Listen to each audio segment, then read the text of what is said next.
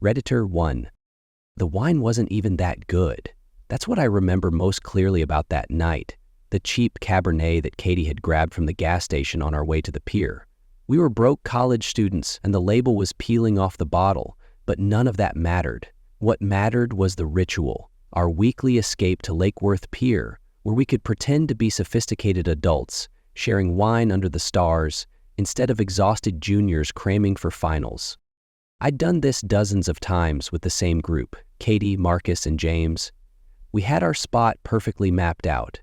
A shadowy alcove about 200 feet from the pier, hidden behind a cluster of sea grape trees, close enough to hear the waves lapping against the shore, far enough to avoid the occasional police patrol looking for underage drinkers.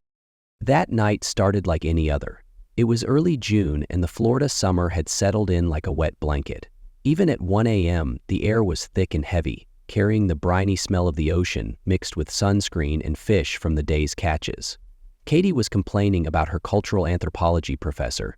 Marcus was trying to convince us to join his startup idea, something about an app for finding parking spots. And James was unusually quiet, scrolling through his phone. "Pass the bottle," Marcus said, reaching across our little circle. "And seriously, guys, think about it. Every major city has a parking problem. We could—" "Holy shit," James interrupted, his voice barely above a whisper. "Look." We all turned to follow his gaze toward the pier. At first I thought someone had launched a flare, a bright, burning point of light hovering above the wooden planks. But flares don't move like that. This thing was gliding. Smooth, deliberate. "It's probably just a plane," Katie said, but her voice trembled slightly. We all knew it wasn't a plane. Planes don't glow like that, like molten metal dripping through the sky. The object moved slowly toward the ocean, trailing what looked like fire, not behind it, but around it, like it was wearing a crown of flames. The fire seemed to pulse, growing brighter and dimmer in a rhythm that felt almost intentional. "We should film this," Marcus whispered, fumbling for his phone. But none of us moved. We sat frozen in our little patch of darkness, watching as the thing reached the end of the pier. That's when it did something impossible. Instead of continuing its trajectory out to sea, the object stopped. The flames surrounding it dimmed to a dull orange glow, and then, like a car making a three-point turn, it changed direction, moving parallel to the shoreline. "What the fuck?" Katie breathed. "What the actual fuck?" The orange sphere was now directly in front of us, maybe 100 yards out over the water. It hung there, perfectly still, like a miniature sun that had forgotten to set. In that moment, I felt something I'd never experienced before. A deep, primal certainty that we were being watched. James stood up suddenly, making us all jump. "I need to see it closer," he said, already moving toward the shore. "James?" "Don't," I started to say, but the words died in my throat. As soon as James stepped out of our shadowy hiding spot and into the moonlight, the orange sphere changed. It was like watching watercolor paint spread through water, except it was darkness spreading through light. The object didn't vanish. It was worse than that. We watched as something that looked like black ink poured over it, consuming it section by section until there was nothing left but a void in the sky where it had been. We didn't talk about running, we just ran. Grabbed the wine bottle, our phones, and bolted toward the pier. There were people there, a group of late-night fishermen near the entrance. They looked at us like we were crazy when we asked if they'd seen anything strange in the sky. "Been here since midnight," one of them said, adjusting his cap.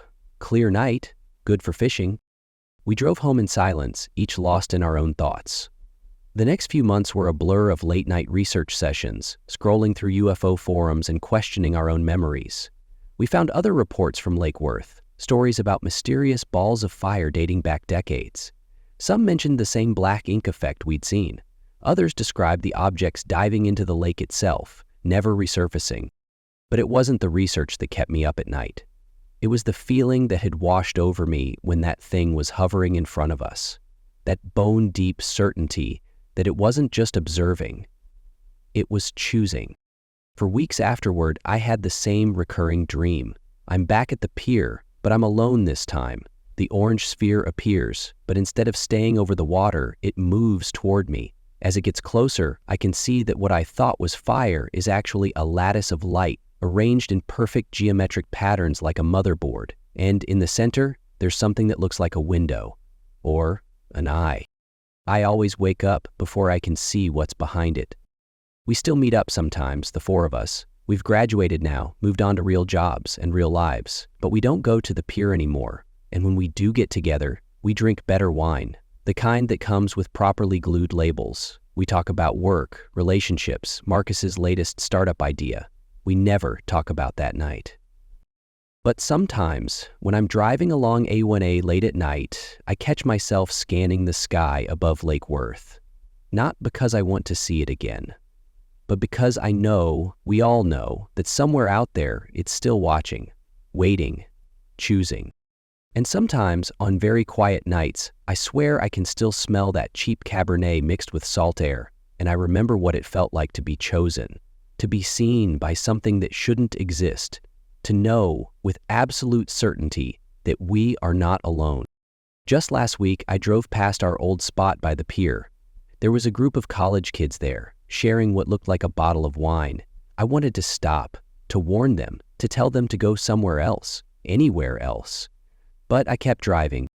After all, who would believe a story about a ball of fire that moves like it's thinking, about black ink in the sky, about the feeling of being watched by something that knows you better than you know yourself?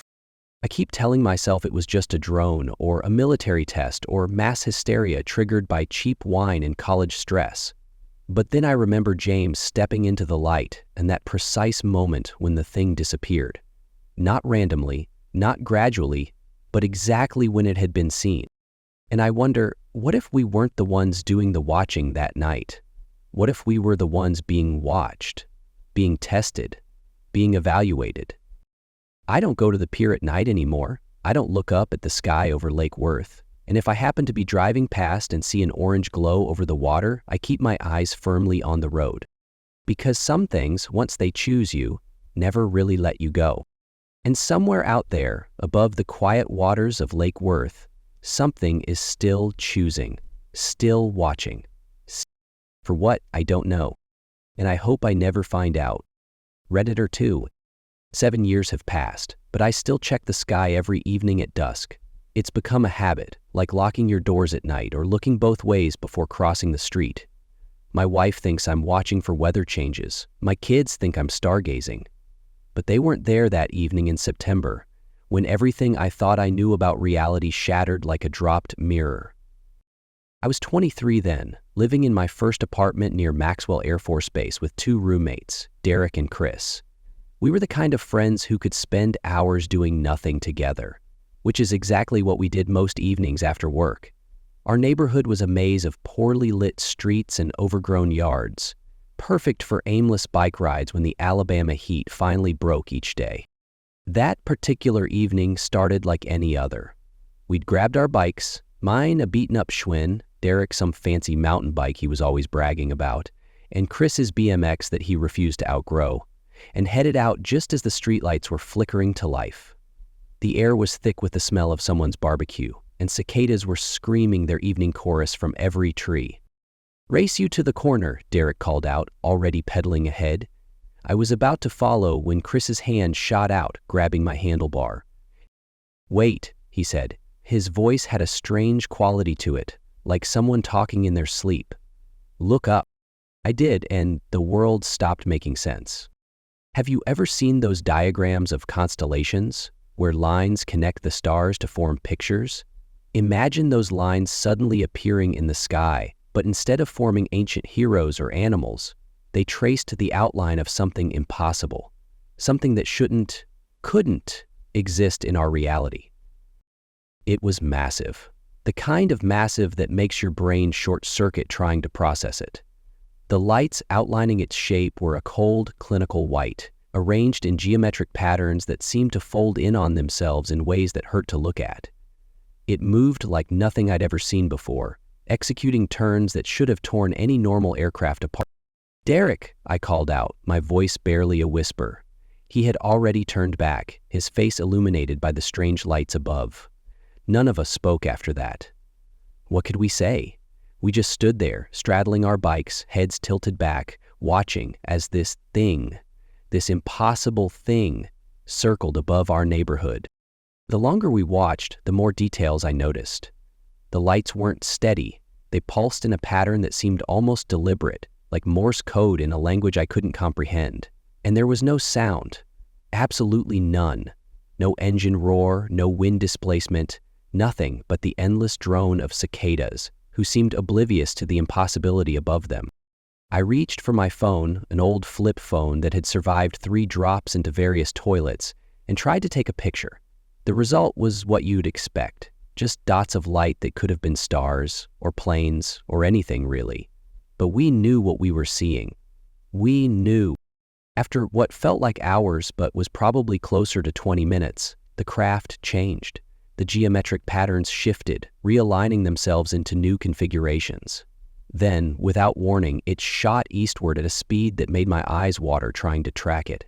One second it was there, dominating the sky, and the next it was gone, leaving only a faint afterimage burned into our retinas. We stood there for a long time afterward, our bikes forgotten, staring at the empty space where it had been. Finally, Chris broke the silence. "We should go home," he said, his voice hoarse. "We should go home right now." The ride back was a blur. I remember the wind feeling colder than it should have, and the shadows between streetlights seeming deeper, darker. When we got back to our apartment, we sat in the living room until sunrise, talking in circles about what we'd seen. "It had to be military," Derek kept saying. "We're right next to the base. They test stuff all the time." "What kind of test?" Chris shot back. "What kind of technology do you think exists that can move like that?"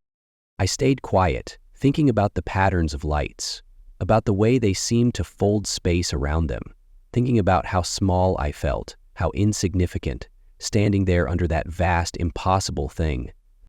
The next day we tried to find answers. We called the base, they had no comment, checked local news, nothing, and scoured the internet for similar sightings. We found plenty of stories, but none that quite matched what we'd seen.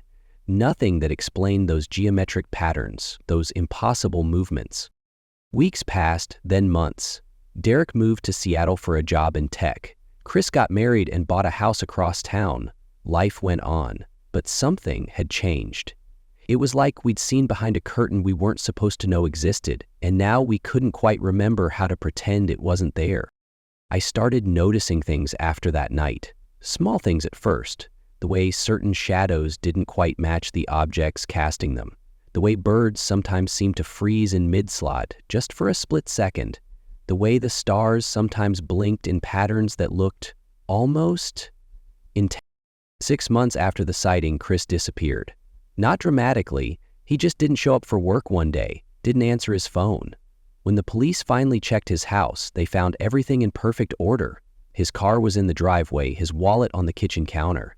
The only strange thing was his computer. The hard drive had been completely wiped, as if someone had run an industrial-strength magnet over it. They never found him. His wife moved away, and the house stood empty for years before a young family finally bought it. Sometimes I drive by there late at night, and I swear I can see geometric patterns of light reflecting in the windows. But when I look again, they're gone. Derek stopped answering my calls about a year after that. His social media went dark. His family says he's fine, just taking a break from everything. But sometimes I get emails from random addresses. Strings of numbers and letters that make no sense, containing nothing but coordinates. When I plot them on a map, they always form perfect geometric patterns. I still live in the same neighborhood. I got married, had kids, built what most people would call a normal life. But every evening at dusk, I step outside and look up at the sky. I tell myself I'm being paranoid, that what we saw that night was just advanced military technology, nothing more. But deep down, I know better. Because sometimes, on very clear nights, I see those patterns again. Not in the sky this time, but reflected in puddles after rain, or in my car's rearview mirror, or in my children's eyes when they sleep. And I know, with a certainty that keeps me awake at night, that whatever we saw that evening wasn't just passing through. It was scouting, studying, selecting. And sometimes, when I'm alone in the dark, I wonder if it's still watching, still choosing, still waiting. I keep the old flip phone in my desk drawer with that grainy photo that shows nothing but dots of light. Sometimes I take it out and look at it, trying to convince myself that what we saw that night was just lights in the sky, nothing more. But then I remember the way those geometric patterns seem to fold reality itself. And I put the phone away. Because some things once seen can't be unseen, some knowledge once gained can't be unlearned, and some nights when the cicadas go suddenly silent and the air feels charged with impossible potential, I find myself hoping that whatever we saw that evening never comes back, but knowing with a dread that settles in my bones that it already has. And always will. Redditor 3. The first thing they ask me is always the same. How many drinks had you had? As if alcohol could explain away what 24 people saw that night in November. As if being slightly buzzed at a music festival could make an entire crowd hallucinate the same impossible thing. I was at the Sun and Sound Festival in Lakeland, Florida, killing time between sets.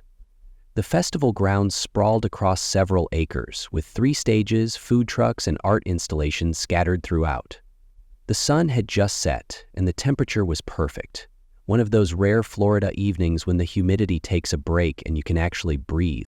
I remember checking my phone, 8:47 p.m.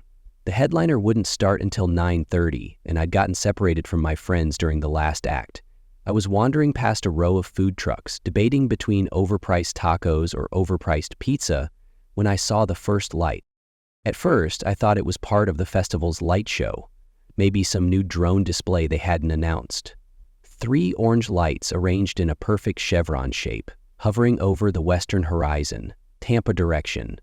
But there was something off about them. They were too bright, too deliberate. Then the sparks started. They weren't like firework sparks or welding sparks. They were more like liquid light, trailing behind the lights in long, flowing streams that seemed to hang in the air for seconds after the lights had moved. And those movements? God, those movements! The entire formation began to spin, not like a plane banking or a helicopter turning, but like someone had stuck a pin through the center of the sky and was spinning the lights around it. Perfect circles, impossibly fast, with those streams of light creating rings in the air that lingered like after images. I stood there, tacos forgotten, watching as the lights began to execute maneuvers that seemed to laugh at physics. They would flow into figure-8 patterns, then stop dead in the sky. Not slow down, not decelerate, just stop. Then they'd spin again, faster, tighter, those trails of light creating a web of luminescence against the dark. 5 minutes passed, and I realized I needed witnesses, not because I didn't trust my own eyes, but because I knew, even then, that this was something people needed to see, something people needed to remember. There was a crowd gathered near one of the art installations, maybe 20 people sitting on blankets waiting for the next set. I ran over, probably looking like a crazy person, pointing at the sky and shouting, "Look! Look up there!" To their credit, they looked. And then they stayed looking. "What the hell is that?" someone whispered. "Those aren't drones," another voice said. "Drones can't move like that." That's when we heard it, the unmistakable roar of a jet engine, a military aircraft, probably from MacDill Air Force Base, streaked across the sky toward the lights. And that's when we got our first real sense of scale. The jet was moving fast, faster than any commercial aircraft I'd ever seen, but compared to the lights, it looked like a toy chasing a thunderstorm. The chevron formation was covering what had to be miles of sky in seconds, all while maintaining those perfect, impossible circular patterns. And then something changed. The lights, this thing, this craft, whatever it was, seemed to notice its pursuer. What happened next still haunts my dreams. It began to play. There's no other word for it. The light started dancing around the jet like a matador with a bull, letting it get close, then spinning away at the last second. They'd draw perfect circles around the aircraft, moving so fast they left complete rings of orange light hanging in the sky. The jet would turn to engage, and the lights would already be somewhere else, leaving those liquid fire trails in their wake. "This toying with them," a woman next to me said, her voice filled with something between awe and terror. She was right. This wasn't evasion or combat. This was play. like a cat with a mouse, except the mouse was one of the most advanced flying machines humans had ever created. After what felt like hours, but couldn't have been more than 15 minutes, the lights did something new. They suddenly stopped their dance and plummeted straight down, moving faster than anything I'd ever seen, heading directly for the ground beyond the tree line. Later, I would talk to others who saw it from different angles. They told me the lights didn't crash, they separated, split apart like drops of mercury, then rejoined and shot away at a speed that made their previous maneuvers look slow. We stayed there, this impromptu community of witnesses, watching as the jet circled the area where the lights had vanished. Soon, we heard the thump, thump, thump of helicopter blades, and a searchlight began sweeping the ground in the distance. I had my phone out the entire time, of course, everyone did, but all I got was a single photo showing a streak of orange light against the black sky. Nothing that could convey what we'd seen, nothing that could prove what had happened. The festival continued around us, music thumping from distant stages, but our little group stayed put, talking in hushed voices about what we'd witnessed. Phone numbers were exchanged. Promises to corroborate stories were made. Someone mentioned MUFON, and someone else talked about government disclosure. The next few weeks were surreal. I got calls from UFO researchers, amateur investigators, and one person who claimed to be from a government agency, though they never provided credentials. I told my story over and over, each time feeling less certain about the details, but more certain about the impact. Because here's the thing about seeing something impossible. It changes you. Not just your beliefs about what's real and what isn't, but your entire way of moving through the world. You start noticing things you didn't before. The way planes move, the patterns of lights in the sky, the gaps between what we think we know and what might actually be true. Sometimes late at night I go through the group chat we created that evening.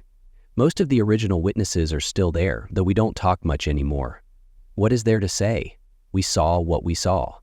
20+ people, all with the same story, all with the same lingering questions. The festival comes around every year, and I always go back, though not for the music anymore. I stand in that same spot, staring westward toward Tampa, waiting. The food trucks are different now, and the art installations change, but the sky remains the same, empty, ordinary. Except sometimes, just as the sun sets and the first stars appear, I swear I can see faint trails of orange light, like liquid fire flowing across the darkness. And I wonder if they're still up there, dancing their impossible dances, playing their cosmic games with our jets and our certainties. Because that's the real legacy of what we saw that night. Not the blurry photos or the investigation reports or the late-night interviews. It's the knowledge that somewhere above us, something is moving through our skies with impossible grace and unfathomable power, treating our most advanced technology like toys and doing it all with what feels unnervingly like a sense of humor. And maybe that's the scariest part of all. Not that they might mean us harm, but that we might mean so little to them that we're nothing more than entertainment, a brief diversion in an eternal dance we can barely comprehend. I still haven't decided which would be worse. Redditor 4. Fall of 1995. The details of that night are carved into my memory like initials in an old tree. Permanent, unchanging, impossible to ignore. I was 16, walking down Highway 57 with my best friend Mike between Gratiot County and Saginaw County, Michigan. The kind of thing teenagers do when they're too young to drive and too restless to stay home. The moon was full that night, hanging low and heavy in the sky like a spotlight waiting for something to illuminate. Dried corn stalks rustled in the fields on either side of the highway, and our breath was just starting to show in the cooling air. We were talking about nothing important, probably video games or girls or whatever seemed world-ending when you were 16, when Mike stopped mid-sentence. "Check that out," he said, pointing northeast. At first, I thought someone had installed a new street light. It was that bright, that yellow, the kind of artificial sunshine that turns night into a strange version of day. But we were in the middle of nowhere, surrounded by farmland that hadn't changed since our grandparents were kids. There weren't any streetlights out here.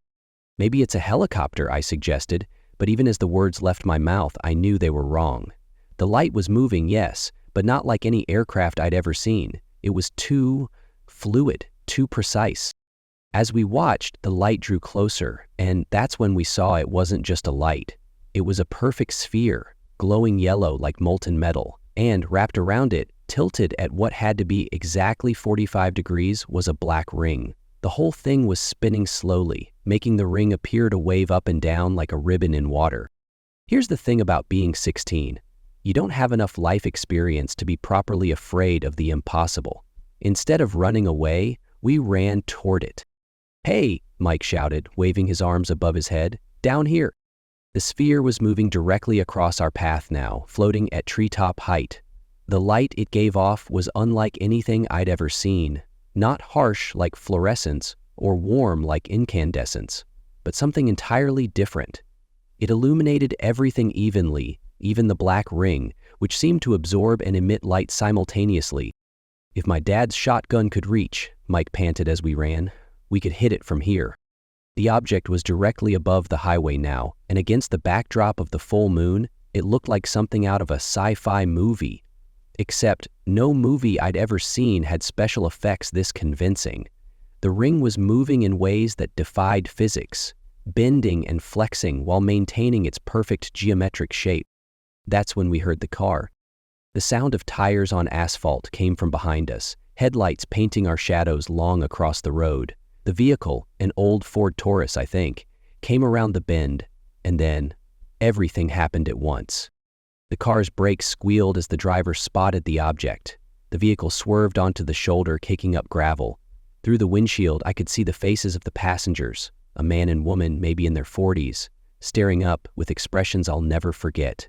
Not fear, exactly, more like their brains were struggling to process what their eyes were seeing. "You see it too?" I screamed, relieved to have other witnesses. "You see it?" That's when it changed. The yellow light winked out like someone had flipped a switch, but we could still see the craft silhouetted against the moon. For a moment it hung there, dark and silent. Then, and I know how this sounds, it began to reshape itself, like watching clay being pulled and stretched, except this was happening to a solid object in the sky. The sphere elongated, the ring seemed to melt into the new form, and suddenly we were looking at something completely different. Red, white, and blue light started blinking along its new shape. If you'd just walked outside at that moment, you would have sworn it was just a small plane flying low. But we'd seen what it was. We'd seen what it could do. I turned to the car, ready to share a moment of shocked understanding with our fellow witnesses, but they were already pulling away, faces forward, expressions blank, like nothing unusual had happened at all, like they hadn't just seen something that changed everything we thought we knew about reality.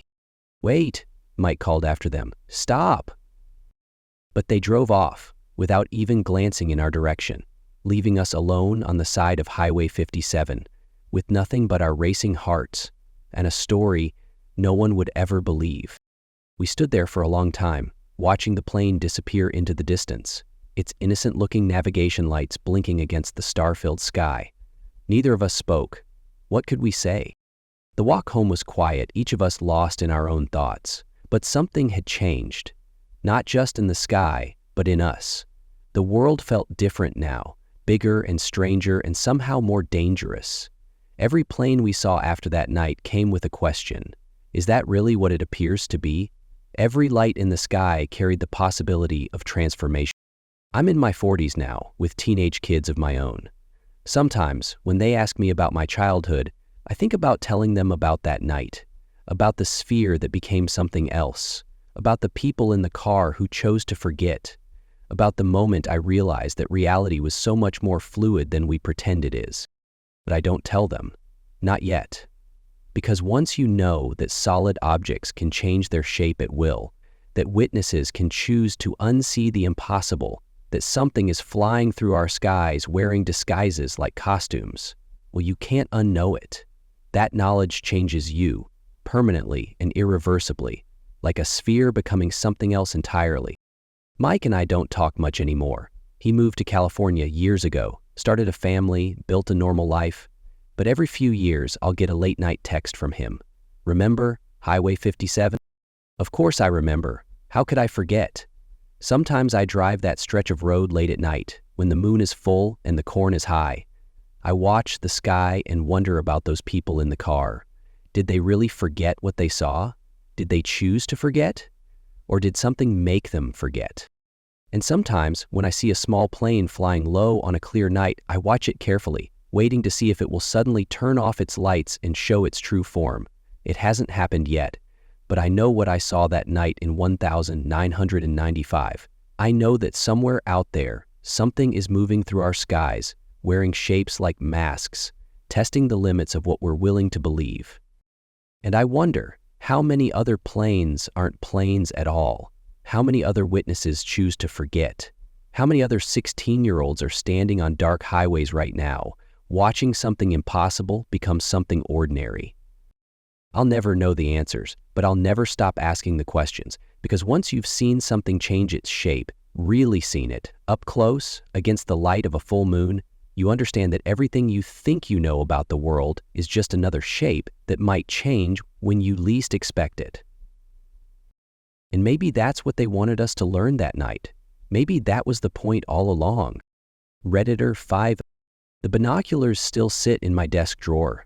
I keep them there as evidence, not of what we saw that night, but that something happened at all. They're cheap ones, the kind you'd buy at Walmart for occasional backyard stargazing, but they're important. They're the only proof I have that I'm not crazy. It was a Tuesday in March, around 9:30 p.m. I remember because Dad and I had just gotten back from my sister's basketball game. The night was clear but moonless, making the stars look unusually bright. We were standing in the driveway, and Dad was telling me about how the game reminded him of when he used to coach. That's when I saw it. At first, it was just a single point of white light above the tree line across the street. Nothing special, could have been anything. But then I noticed another, and another. They seemed to materialize one by one, like someone was carefully placing Christmas lights in the sky. "Dad," I said, interrupting his story, "look at that." He turned, following my pointing finger, and fell silent. We watched as more lights appeared, eventually forming a pattern that suggested something massive hanging in the sky. The lights were perfectly steady, no blinking, no movement at all. Just pure white points hovering above our neighborhood. "Could be drones," Dad said, but his voice had that tone he gets when he's trying to convince himself more than anyone else. "Go grab the binoculars from my study. Let's get a better look." I ran inside, heart pounding with excitement. This was something different, something extraordinary, and for once, Dad was seeing it too. I wouldn't be alone with this experience. The study was a mess. Dad's organized chaos, he called it. I searched through drawers, shelves, old boxes, looked under papers and behind books. The binoculars had to be here somewhere. 5 minutes passed. 10. Every second felt crucial, like I was missing something important. Finally, I found them buried under a stack of old National Geographic magazines. I grabbed them and ran back outside, already focusing them on where the lights had been. But the sky was empty. "Dad," I called out. He was still standing in the driveway, looking at his phone. "Where did they go?" He looked up, confused. "Where did what go?" "The lights, the ones we were just looking at." His expression was blank. "What lights?" I thought he was joking at first. Dad likes to mess with me sometimes. It's our thing. But as I described what we'd just seen, his confusion seemed to deepen. "Sorry, kiddo," he said. "I don't remember anything like that. We just got home from Sarah's game, right?" That was 15 years ago. Dad still doesn't remember. I've asked him about it countless times over the years, hoping something would trigger his memory. Sometimes he laughs it off, sometimes he gets irritated, but he never remembers those lights in the sky. At first, I thought he was just committed to the joke. That's what Dad would do, play the long game, waiting years to deliver the punchline. "Got you good, didn't I?" he'd say, and we'd laugh about it. But he's never broken character. Not when I went through my UFO obsession phase in high school, reading every book I could find about close encounters and missing time. Not when I wrote about the incident for a college psychology paper on shared experiences and memory. Not even when his mother, my grandmother, was dying and we had one of those raw, honest conversations about all the things we'd never said to each other. On Eitsider.com, the home to his family, Elliot says, quote, "Clarity about how to live with Professor. I've developed theories over the years. Maybe whatever we saw that night somehow affected his memory. Selective amnesia, they call it. Or maybe his mind simply refused to process something it couldn't explain, like a computer deleting corrupted files. Or maybe, and this is the theory that keeps me up at night, maybe something deliberately took that memory from him. Because here's the thing, Dad's memory is sharp as a tack otherwise. He can recall every game he ever coached, every student he ever taught, every car he ever owned.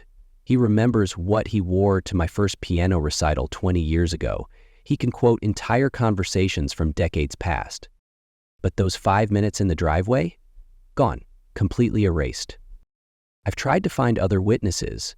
I posted on local Facebook groups asking if anyone else saw strange lights that night. I've checked newspaper archives and UFO reporting websites. Nothing. It's like those lights existed only for us, and now only for me. The incident changed our relationship in subtle ways. Not dramatically. We're still close, still joke around, still share the same terrible puns that make Mom roll her eyes. But there's always that moment of hesitation when we talk about memories, that tiny seed of doubt. Sometimes I catch him looking at me with an expression I can't quite read when I bring up that night. It's not quite concern, not quite pity, but something in between. Like he's worried about me, but also worried about something else, something he can't or won't articulate. Last year, during a power outage, we were sitting on the back porch looking at the stars. The conversation drifted to unexplained phenomena, and I decided to try one more time. "Dad," I said, "what's the last thing you remember about that night after Sarah's game?" He was quiet for a long moment. "We got home," he said finally. "We were talking about the game. Then," he frowned, rubbing his temples. "Then we went inside." "Are you sure?" "Of course, I'm sure." But his voice had that same edge it had that night when he was trying to convince himself the lights were just drones. "What about the binoculars?" I pressed. "Why did you have me look for them?" He started to answer, then stopped. For a second, Sadie saw something flicker across his face. Recognition? Fear? But then it was gone, replaced by his usual easy smile. "You've got some imagination, kiddo," he said, using the nickname he hasn't called me since I was 12. I keep the binoculars in my desk drawer now, not because I expect to see those lights again. They've never come back. I keep them because sometimes, late at night, I find myself doubting my own memory. Did it really happen? Was it just a dream that felt real? Am I the one misremembering? But then I look at those binoculars and I remember the urgency in Dad's voice when he asked me to get them. I remember the way the lights appeared one by one. I remember everything. And I wonder, what else don't we remember? What other experiences have been quietly erased from our minds, leaving behind only the faintest echo of unease? How many other families have moments like this? Shared experiences that became unshared, memories that exist in isolation. Dad's getting older now. His hair is more gray than brown, and he's talking about retirement. Sometimes when we're together, I catch him staring at the sky with an expression I can't quite read. And I wonder if somewhere, buried deep in his mind, those memories are still there. Maybe someday he'll remember. Maybe someday we'll be able to talk about what we really saw that night. Or maybe those memories are gone forever, taken by whatever was hovering above our driveway on that clear March evening. Until then, I keep the binoculars and I keep watching the sky, just in case they come back. Just in case Dad remembers.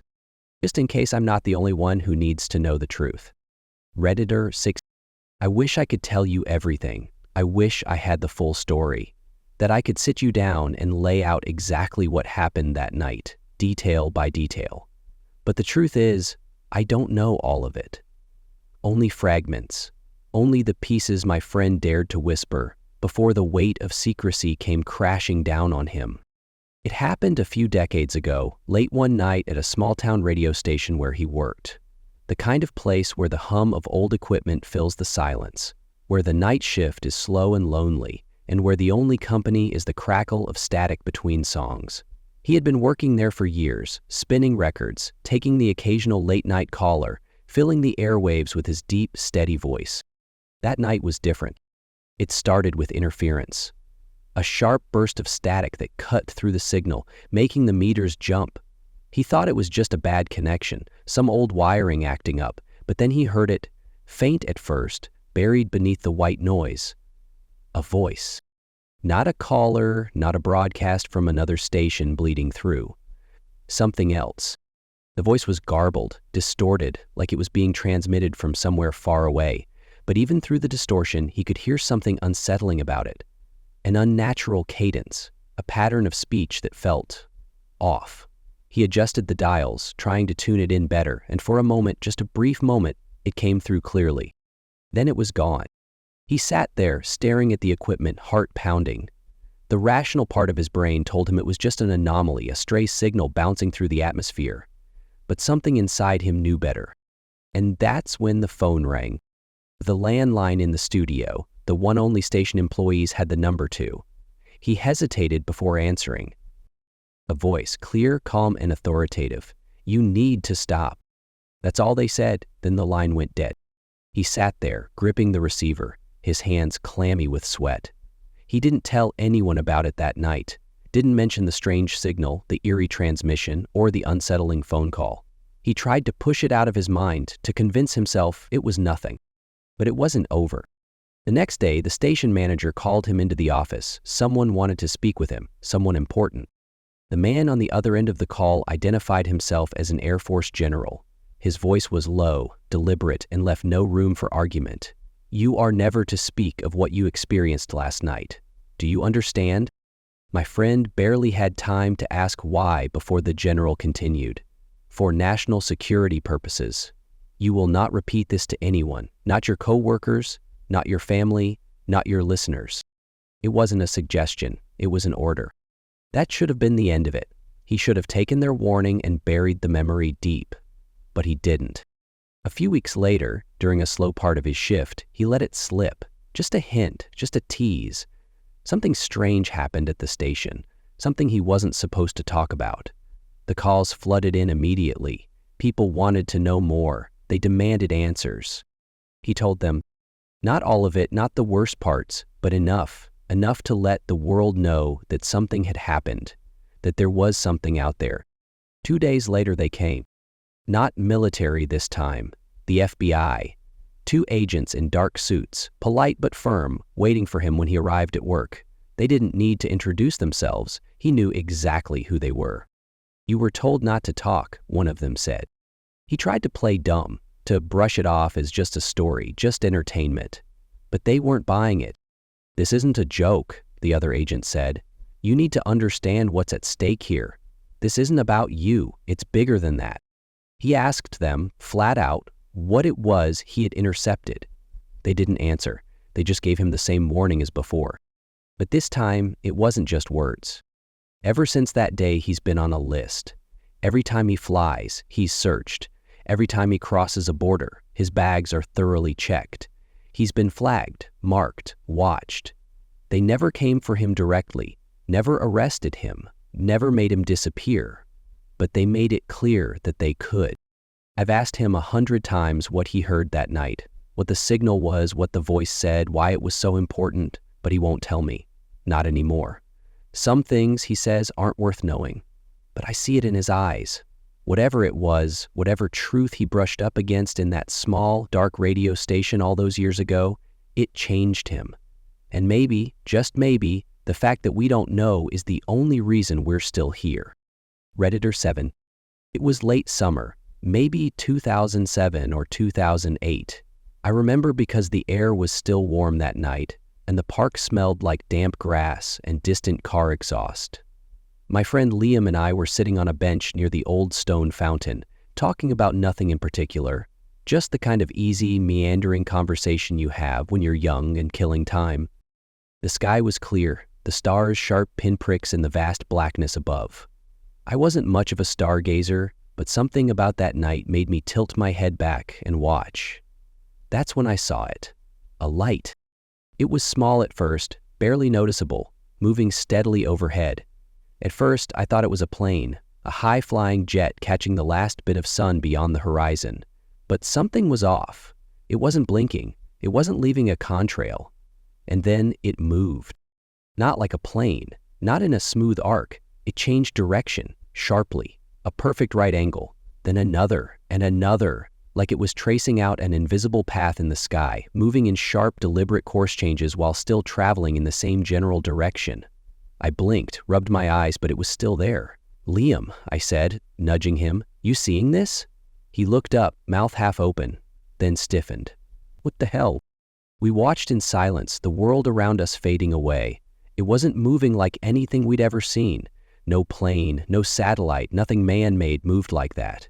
It was fast, precise, almost intelligent in the way it adjusted its course. And it was silent. That was the part that unnerved me the most. No sound. Not even the faint hum of an engine or the distant thrum of rotors. It moved with eerie precision, like it was gliding through space without resistance. "It's gotta be a drone," Liam muttered, but even he didn't sound convinced. "In 2007? I scoffed. "Not a chance." We sat there staring as the light continued its impossible dance above us. A sharp turn left, a sudden drop, a rapid acceleration forward. It didn't move in any way that made sense. Not like a bird, not like an insect, not like a machine. And then, just as suddenly as it had appeared, it was gone. Not faded, not flew off into the distance. It just vanished. One second it was there, zigzagging through the sky, and the next, it wasn't. Like someone had flipped a switch. Liam swore under his breath. "You saw that, right? Tell me I'm not losing my mind." I nodded, my stomach tightening. "Yeah, I saw it." For a long time, neither of us spoke. The sounds of the park came back, the rustle of wind through the trees, the distant laughter of a couple walking somewhere near the pond. Normal life resumed around us, but something in me had shifted. We left the park not long after, walking fast, neither of us wanting to admit how unsettled we felt. I spent the next few weeks trying to explain it away. I looked up aircraft maneuvers, satellites, natural phenomena, anything that might fit, but nothing did. Drones weren't common back then, not ones that could move like that. Planes didn't make those kinds of sharp angles, and Ireland doesn't have fireflies. So what was it? I still don't know, and I don't think I ever will. But sometimes, on clear nights, I find myself looking up, just in case. Redditor 8. I've told this story so many times, but every time I do, I feel like I'm right back in that room, headphones in, music loud, eyes closed, completely unaware that my entire world is about to shift. It was Tuesday, December 22nd, 2009, 3:30 a.m. I was 18, home for the holidays, sitting in my old bedroom at my parents' house. I had my iPod in, listening to 10000 Days by Tool, lost in the slow, hypnotic drone of Zombie. It was one of those nights where sleep felt like a distant possibility, and music was the only thing keeping me tethered to the moment. Then it happened. At first, it was just a sound, a high-pitched, electric whine that started cutting through the music. Sharp, unnatural, almost mechanical, but somehow alive. My first thought was that my headphones were glitching, that my iPod was dying. Annoyed, I opened my eyes to check. That's when I saw it. My entire room was glowing green. It wasn't the soft, comforting green of a traffic light or a night vision camera. This was something else, something too bright, too charged, like the whole atmosphere had been dipped in raw energy. The air crackled. The noise grew louder, drilling into my skull, vibrating through my bones. My stomach clenched as I realized the source wasn't inside my room. It was coming from outside my window. I jerked my head to the side and gestured to the window. I ripped the headphones out, heart slamming against my ribs. My bedroom was on the second story, facing the quiet cul-de-sac we lived in. Our neighborhood was dead silent at this hour, no cars, no streetlights, no noise. But now, something was moving past my window. A massive, triangular vessel glided through the air, just above the roof of my house. Not drifting, flying. The way it moved was wrong, like it wasn't bound by gravity, like it was cutting through space instead of simply moving through it. Underneath the vessel, 3 glowing orbs pulsed with energy, shifting, humming, bright enough to burn after images into my vision. They weren't just lights, they felt alive, like they were searching, scanning. And the ship itself, if that's what it was, looked solid, metallic, larger than a school bus, and flying so low that I swear if I had stuck my head out the window, I could have spit on it. For a brief second, the whole house shook. Not like an earthquake, not like a passing truck. This was different, more controlled, more precise, like whatever was above me was bending the air itself, manipulating everything around it just by existing. Then, just as quickly as it had arrived, it was gone. It didn't shoot off at impossible speeds, didn't vanish in a flash of light. It just moved, so smoothly it barely seemed real, disappearing beyond the trees, leaving only silence in its wake. I sat there, frozen, my breath coming in short, rapid bursts. My mind raced through every possible explanation, but there was none. It wasn't a plane, it wasn't a helicopter, it made no noise, no rotor hum, no engine roar, and it shook my damn house as it passed. Panic clawed at my throat. A single, ridiculous thought gripped me. I just saw something I wasn't supposed to see, and now they're coming for me. I almost ran to wake my mother, my sister, anyone, just so I wouldn't be alone. But what was I supposed to say? That a giant metal triangle had just flown over our house in complete silence? That I thought some impossible craft had nearly scraped the roof? I paced my room for what felt like hours, my mind playing the moment over and over. I called my friend, left a long, rambling voicemail, barely making sense of my own words. I stayed up until the sun rose, unable to sleep, too wired to even think about resting. The next day, I told my family. They didn't laugh, they didn't brush it off. My family had seen things before. We had seen things before. Strange lights in the sky, bizarre figures in the night, impossible events we never spoke of outside the house. But this was different. I was awake for over 36 hours before exhaustion finally took me down. But even as I drifted into unconsciousness, I could still see it. That green glow, the triangle, the orbs, the way it moved, deliberate, silent, as if it had a purpose. Years have passed, and I still don't have answers. I've seen other things since, ghosts, entities, things that don't fit in the neat little categories we try to assign them. But that night stands alone. Something flew over my house, something not of this world, and whoever, whatever, was piloting it, they were close enough to touch. Redditor nigh. The trip to Enchanted Rock was supposed to be nothing more than a quiet, peaceful camping weekend. My friend Sarah and I had been planning it for weeks. We both loved the outdoors and had been to this Texas landmark before, but something about this trip felt different from the moment we arrived. Maybe it was the unnerving stillness in the air, the way the sky stretched out, vast and untouched, or the strange tension in my gut that I ignored. I wish I had listened to it. It was a cloudless night, the stars so vivid they seemed close enough to touch. We had chosen a ridge about 4 miles west of the main rock, a perfect vantage point with a breathtaking view. We sat by the fire, eating from cans of chili, talking about everything and nothing. But my attention kept drifting upward. The stars were moving. At first, I thought my eyes were playing tricks on me, but the longer I stared, the more certain I became. The stars in certain constellations remained still, but others, scattered across the sky, were shifting ever so slightly. They weren't satellites, and they weren't planes. They jittered, bounced in place, then darted at angles no aircraft could achieve. One in particular stood out, larger and brighter than the rest, hovering low in the southeastern sky. A strange impulse gripped me. Without thinking, I grabbed my flashlight and aimed it at the light, clicked it on, clicked it off. The light reacted. It moved upward, just slightly. I turned the flashlight on again. The light ascended higher. My heart pounded as I tested it, flashing the light in intervals. Each time, the bright orb responded, rising when I signaled, descending when I stopped. This went on for nearly 30 minutes, Sarah watching in horrified fascination beside me.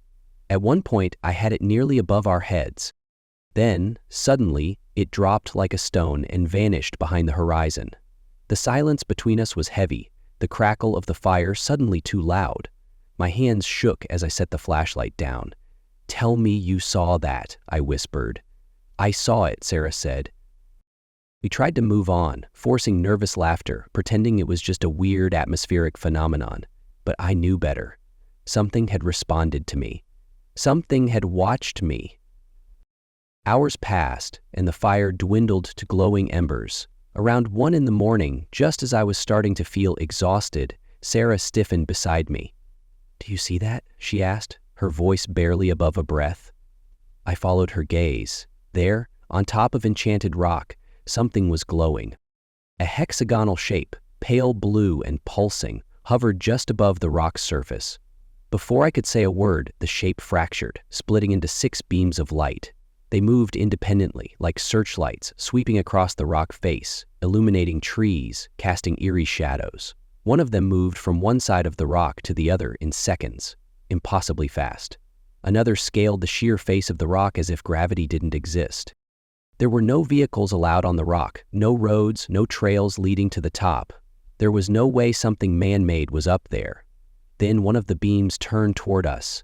The ridge lit up like daylight, our shadows stretching long across the dirt. I couldn't breathe. The light was so blinding I had to squint, but through the glare I saw the trees bending unnaturally under its glow. Sarah gripped my arm, nails digging into my skin. "We need to go," she gasped. I couldn't move. My body refused to listen, frozen between awe and terror. Then, as suddenly as it had targeted us, the beam swept away. We bolted for the tent, diving inside and zipping it shut. It was absurd to think a thin layer of nylon could protect us, but at that moment, it was all we had. We curled together, trying to regulate our breathing, every sound outside sending fresh waves of fear through us. Minutes passed, then hours. At some point, sleep claimed us. At 3:30 a.m., I woke up. No noise had woken me. I simply opened my eyes to an unnatural brightness filtering through the tent. My first thought was the moon, but the moment I turned my head, I knew that wasn't it. A massive, spinning disc hovered above Enchanted Rock. 12 blue yak lights ringed its underside, rotating methodically. The entire craft spun counterclockwise, but at times it would wobble, tilting unnaturally. Then, without warning, it would change direction, instantaneously, without inertia. It moved in rigid, geometric patterns no plane or drone could achieve. Figure eights, sharp right angles, sudden pauses before rapid acceleration. I nudged Sarah awake. She gasped the moment she saw it, clamping a hand over her mouth to suppress a scream. Her entire body trembled beside me. "We have to go," she whispered, voice quivering. "We have to go now." "And run where?" I shot back. "We'd have to walk over 2 miles to get back to the car. And that thing is right there." She had no response. We huddled in silence, watching the craft. It remained in the sky, unmoving now, as if it were staring back at us, studying us. For 3 hours, we watched, paralyzed with fear. Every few minutes it would shift slightly, tilting, as if adjusting its gaze. My skin crawled. We weren't just seeing it, it was seeing us. As dawn approached, the craft began to rise. Slowly, methodically, it ascended, bouncing in strange, jerky motions. It never darted away at incomprehensible speeds. Instead, it climbed, moving higher and higher until it finally blended into the sky. Then, it was gone. Sarah and I wasted no time. We packed up camp in record time, barely speaking, hands trembling as we stuffed gear into our packs. The whole way back to the car, we kept glancing over our shoulders, expecting to see those lights return, but they didn't.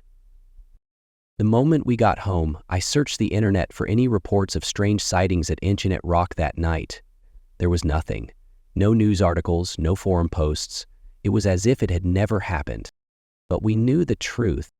Even now, years later, I still dream about that night. I dream about the way the lights moved, the impossible physics of that craft, the sensation of being watched. Sometimes, in the still hours of the night, I swear I can hear the hum of something massive just beyond my window. I don't know what we saw out there. I don't know if it was from this world or something else entirely. But I do know this. We were not supposed to see it. And whatever it was, it knew we had. Redditor tint.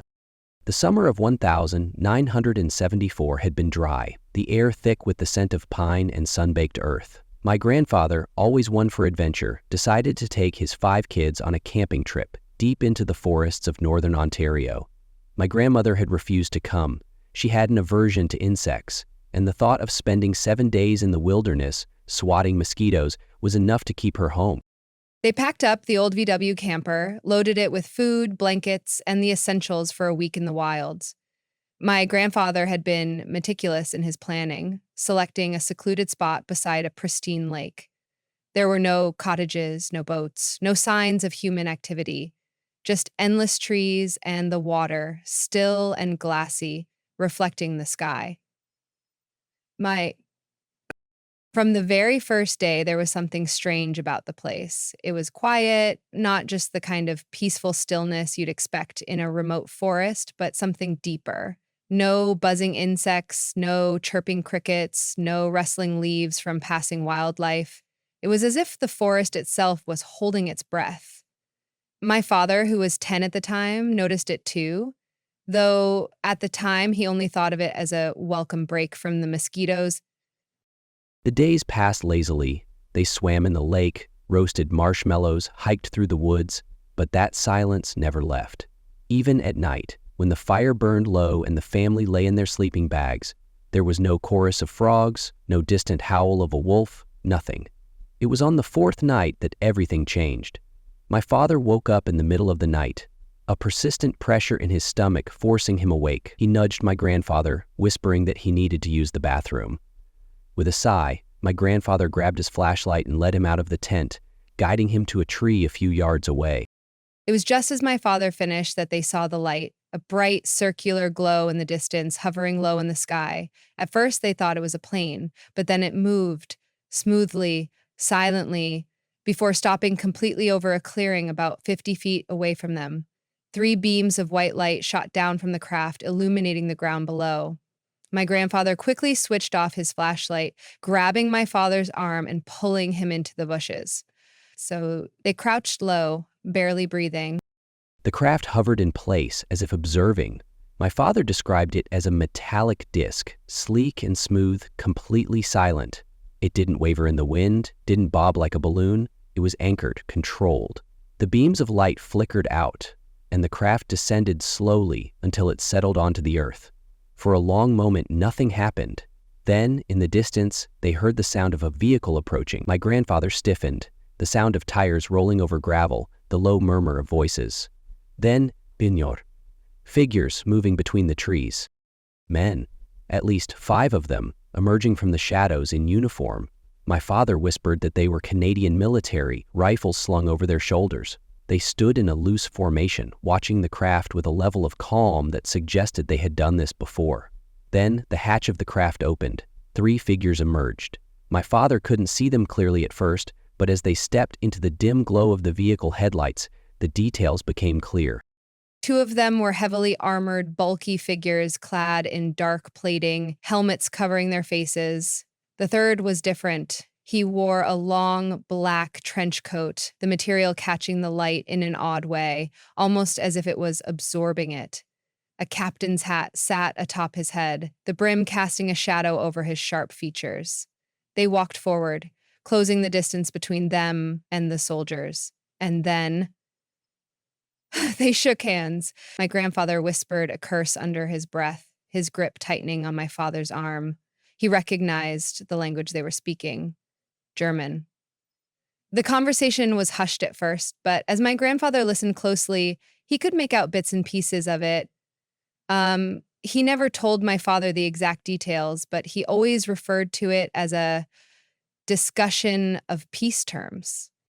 The men laughed, casual, almost friendly. This was not a first-time meeting. This was not a confrontation. This was an agreement.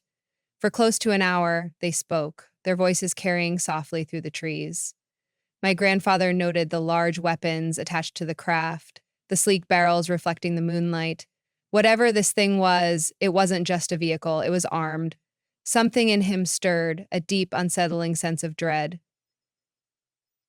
He had seen enough. Grabbing my father's wrist, he slowly began to back away, inching toward the tent. If they were seen, if anyone noticed them watching, there was no telling what might happen. They reached the tent, slipping inside as quietly as possible. My father lay awake, staring at the fabric of the tent, listening. He could still hear the murmuring voices, the occasional laugh. His mind raced with questions, but fear outweighed curiosity. Then, movement. The sound of boots crunching against gravel. The voices faded, replaced by the low, mechanical hum of something powering up. A flash of light, and then silence. By morning, the clearing was empty. The craft, the men, the military vehicles, gone without a trace. No burned grass, no footprints, no evidence that anything had been there at all. But my grandfather wasn't fooled. At breakfast, he told the kids they were leaving early. He claimed to be sick, but my father knew better. Something had shaken him. He packed up their gear quickly, loaded everyone into the camper, and drove out of those woods without looking back. He only ever spoke about that night once. Years later, my father, now grown, asked him what exactly they had been talking about in the woods that night. My grandfather hesitated, choosing his words carefully. They were discussing an arrangement, he said. An agreement. That's all I'll say. But who were they? My father asked. The ones from the craft. A long silence followed. Finally, my grandfather shook his head. Not men. After my grandfather passed, my father carried the weight of that night with him. Even now, whenever he sees something strange in the sky, an unusual light, an unexplained movement, he goes quiet. They're still around, he says. And I don't think they ever left.